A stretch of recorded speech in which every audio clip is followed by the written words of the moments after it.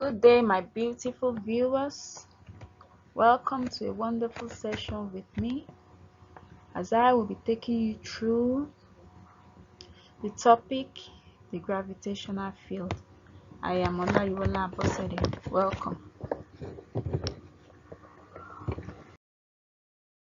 So, by the end of this lesson, this is what I expect that you should be able to do: to define a gravitational force, to define a gravitational field, and to state Newton's universal law of gravitation. Yes, these are the learning outcomes or the learning objectives for this lesson.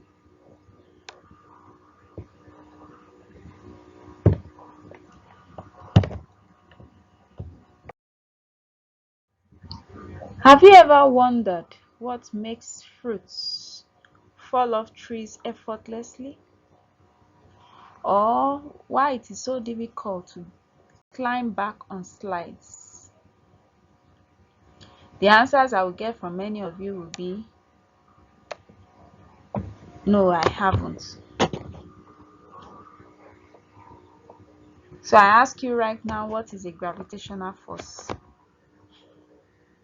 The answers to the two questions I asked are as a result of the effects of gravitational force. So we'll be talking about what a gravitational force is. A gravitational force is simply the force of attraction that one body exerts on another. It is also that force which pulls objects towards the center of the earth. Other examples can be seen when a diver dives into the pool. The gravitational force is seen to pull him down into the water till he is able to regain his balance and swims back up. It is a common thing to see divers dive into swimming pools. Once they dive into the swimming pool, you see them go right down into the water until they start swimming back up. So that force that pulls them continuously down into the water is called the gravitational force. Another example is the force of attraction between the earth and the satellite. Common example is that of our natural satellite, the moon, and the earth. There's this force of attraction between them, and this is called the gravitational force. Now we'll be talking about the gravitational field. That is the main lesson for today. A gravitational field is simply any region of space around a mass where the effect of gravitation is felt. So any region, any space around a mass where you can experience gravitation, we call that region a gravitational field. Just like the definition to electric field, which says a region of space around an electric charge, and that of a magnetic field, the region of space around a magnet.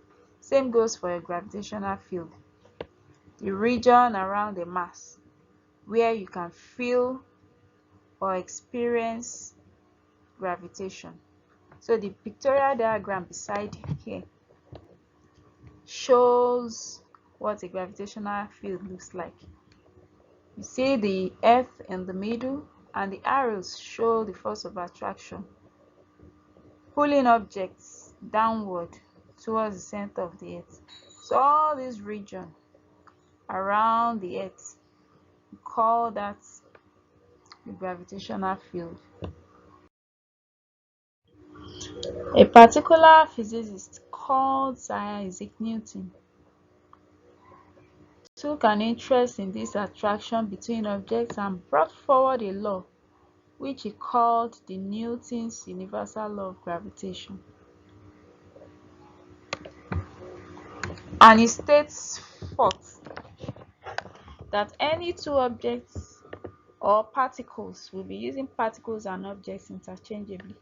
Any two particles in the universe attract each other with a force that is directly proportional to the product of their masses and inversely proportional to the square of their distance apart. So two particles in the universe definitely have masses and of course distances in between them. So Sir Isaac Newton put forward the law, as I said, which he called the Newton's universal law of gravitation, where he looked into the masses of these particles and the distances apart between them, and can be expressed mathematically as F is directly proportional to M, the big M and the small m, product of the big M and the small m, all over R square, which goes further to become F is equal to big G, big M, small m all over R square.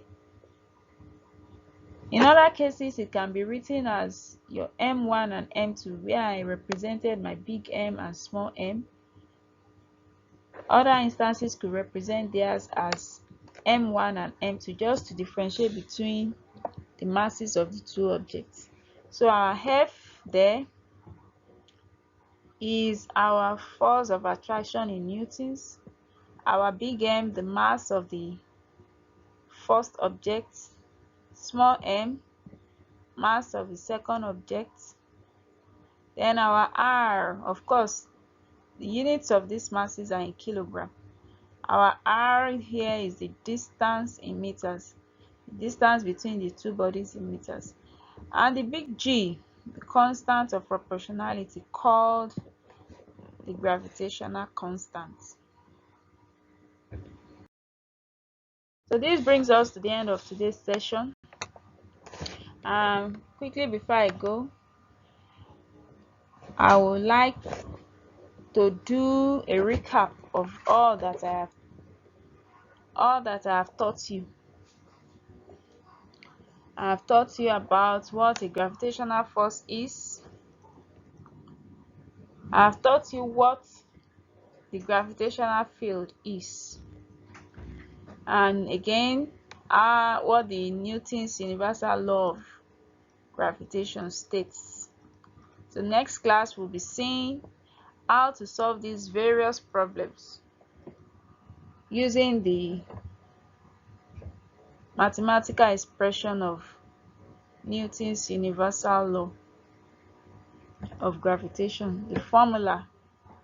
We'll be using that formula to solve various problems of gravitational field.